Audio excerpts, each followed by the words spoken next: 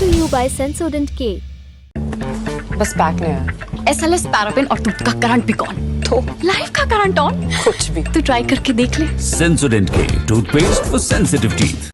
बिहार का शहर दरभंगा, यहाँ के सुपौल बाजार इलाके में एक घर है। बिहार के कद्दावर नेता और विकासशील इंसान पार्टी यानी वीआईपी के अध्यक्ष और विधान परिषद सदस्य मुकेश सहनी का। वही मुकेश सहनी जिन्हें राजनीतिक शब्दावली में सन ऑफ मल्लाह कहा जाता है।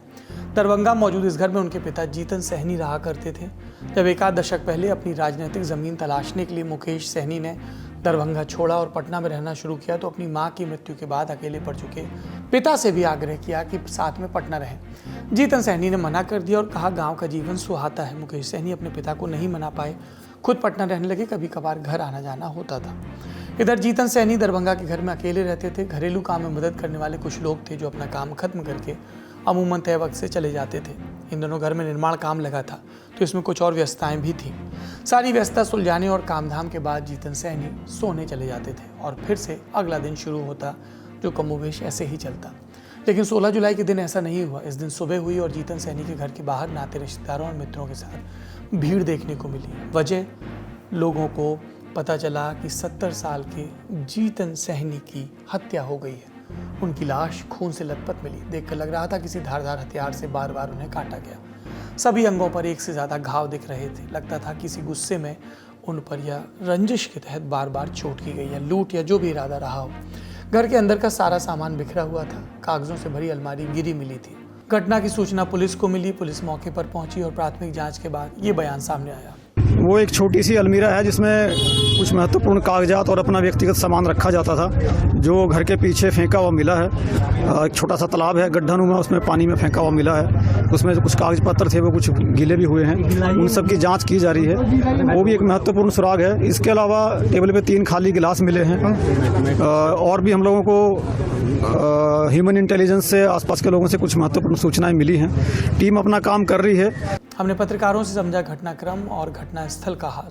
देखिए, आज सुबह तकरीबन 7:15 बजे के आसपास ये खबर आई कि मुकेश सहनी, जो कि पूर्व मंत्री हैं बिहार सरकार के और वीआईपी पार्टी जो उन्हें चलाते हैं, विकासशील इंसान पार्टी, उसके राष्ट्रीय अध्यक्ष भी हैं, उनके पिता जीतन सहनी की लाश जो है उन्हीं के पुश्तैनी आवास से मिली है, जो कि दरभंगा के बिरौल इलाके में स्थित है। और ये खबर जो है वो आग की तरह फैली, क्योंकि ये एक बड़े राजनेता के पिता की हत्या का मामला था। उनकी जो लाश मिली थी उनके घर से, उसके बाद ये खबर आग की तरह फैली और आनंद फानंद में फिर पुलिस भी मौके पर पहुंची और पाया कि जीतन सहनी की जो लाश थी वो उन्हीं के कमरे में छत विछत स्थिति में थी। यानी कि उनके शरीर पर काफी सारे जख्मों के निशान थे, जिससे ये स्पष्ट हो रहा था कि किसी धारदार हथियार से उन पर हमला किया गया है और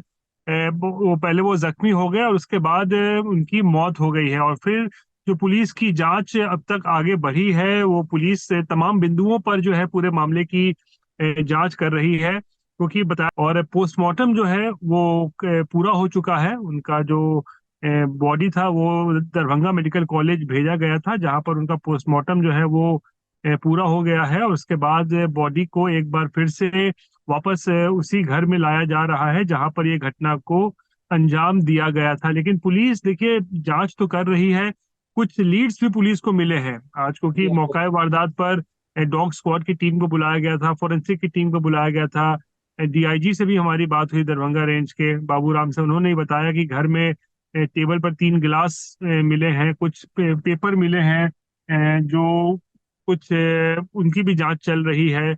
और एक कह सकते हैं कि पुलिस तमाम बिंदुओं पर अभी मामले की जांच तो कर रही है, और दावा भी पुलिस ने किया है कि आज शाम तक कह रहे हैं या फिर अगले 24 घंटे में इस पूरे मामले का उद्भेदन कर दिया जाएगा।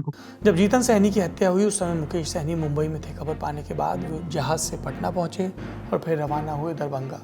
देर दोपहर मुकेश सहनी पहुंचे तो मीडिया से मुखातिब हुए और ये बयान दिया। राज्य के लीडर और देश के नेता सभी लोगों से बातचीत हुई है और सभी लोगों ने आश्वस्त किए हैं कि जो दोषी है उनको बख्शा नहीं जाएगा। मेरा तो राज्य सरकार माननीय मुख्यमंत्री जी से आग्रह है कि इस पे खुद ही संज्ञान लेते हुए जो दोषी है उसको सजा दी जाए। अभी तो मैं खुद अभी जा रहा हूँ और शाम में वहाँ जाने के बाद देखता हूँ कैसे क्या है सारी चीजें। जी हाँ, जानकारी सीएम साहब से बातचीत हुई है और सर ने कहे कि हम सारा चीज को देख रहे हैं अपने स्तर से और दुखद घटना है और अपने तरफ से हमने जो भी संसाधन दिए हैं।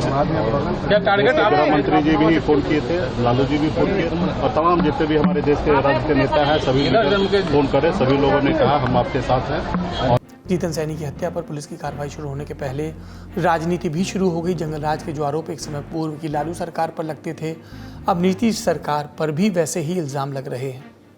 मुकेश जी से सुबह मेरी बातचीत हुई और ऐसी घटना, इतनी निर्मम घटना मुकेश जी के पिता की, और हम तो एसपीडी ट्रायल दोनों बच्चों का भी, जो बच्ची के साथ हुआ उसका भी, और मुकेश जी के पिता की अविलंब एसपीडी ट्रायल चाहेंगे और अविलंब इसको सजा मिले और जो पदाधिकारी इसमें संलिप्त है या लापरवाही बरते है उसका सस्पेंशन। आज मुकेश भाई के पिता की निर्मम हत्या हुई कल, तो ईश्वर उनको संबल दे। माता पिता का साया उठना किसी के लिए भी बहुत मुश्किल होता है कोप करना, लेकिन हम किससे सवाल पूछें?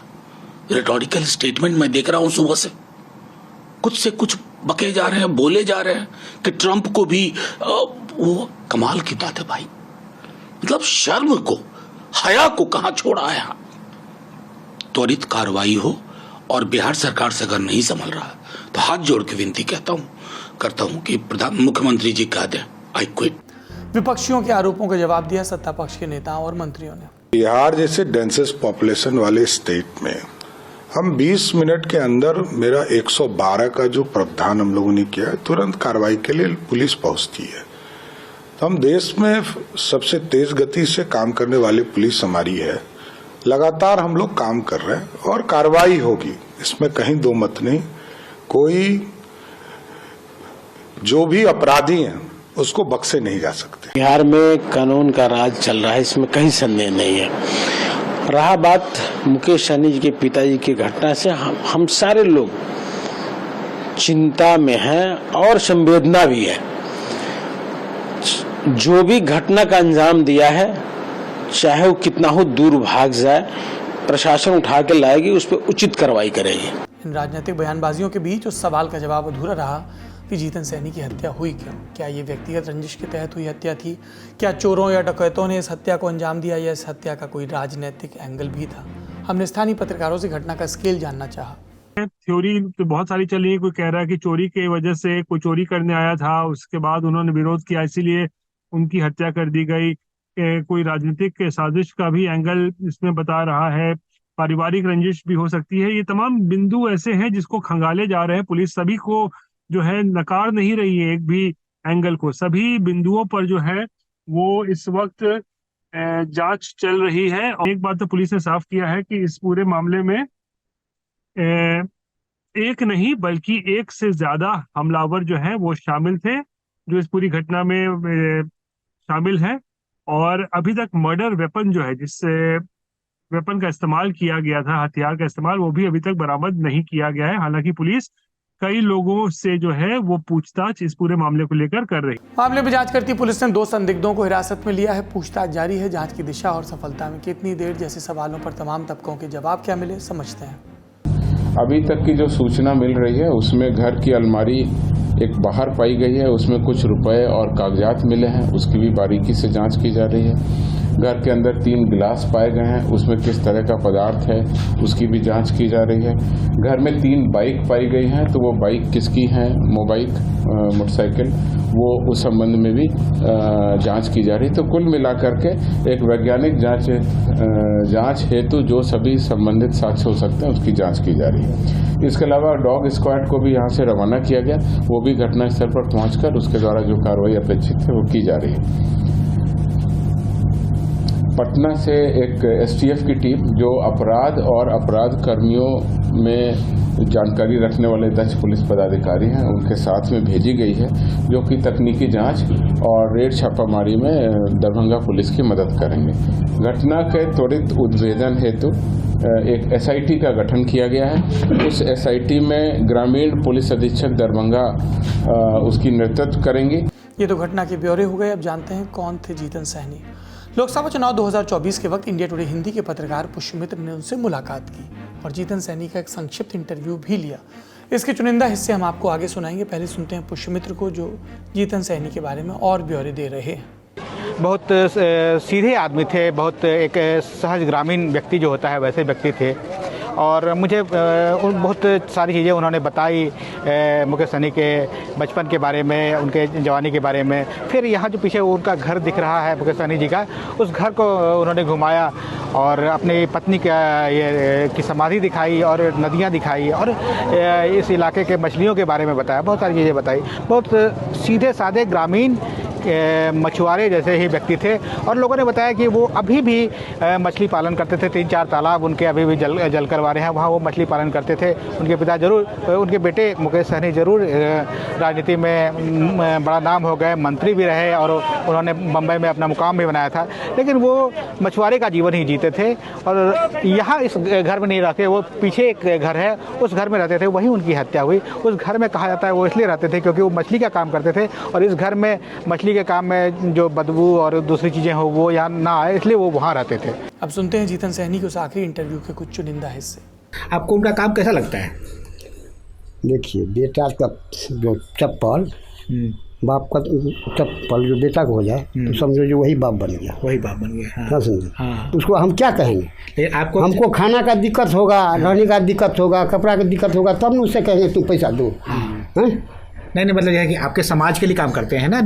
सहनी समाज के लिए मरने के लिए तैयार है। मरने के लिए तैयार है, ये बात तो निश्चित है। यही बात उनको पटना में पूछा था। हाँ, तो सहनी समाज के लिए मरने के लिए और साथ साथ अन्य जाति के लिए, अन्य जाति आरक्षण दिलाने के लिए इतना रुपया खर्चा किया है जिसका जवाब नहीं है। लेकिन उस ये आपका कहना है कि मल्लाह सबका जीवन खत्म हो, मतलब खराब हो रहा है, अभी मछली कम होने लगी है। हाँ हाँ, और लोग दूसरा रोजगार अपना रहा है, तो उसके लिए क्या समाधान होना चाहिए? आपको क्या लगता है? क्या होगा? सरकार करेगा कि हम करेंगे? आप भी तो विचार दे सकते हैं, अपना विचार तो आप दे सकते हैं। हमको आपके सहनी समाज को सरकार आरक्षण दे, क्या समझे? हाँ, ये कुछ भी तो सहायता होगा। हाँ, आरक्षण दे। इसके अलावा जैसे कि कोऑपरेटिव बन गई है, कोऑपरेटिव से अरे सब सुविधा दे ना थोड़ा। कौन कहता नहीं कि हम नहीं लेंगे? अमीर है सो भी लेने के लिए मार करता है, गरीब होता अमीर को पहले मिल जाता है, गरीब को बाद में मिलता है ना। इस मामले में इंतजार है कथित सुशासन सरकार की नीतियों के कारगर होने का, ताकि बिहार को कभी तो अपराध से मुक्त घोषित किया जा सके। केस में जो भी अपडेट होंगे ललन टॉप आपको बताएगा।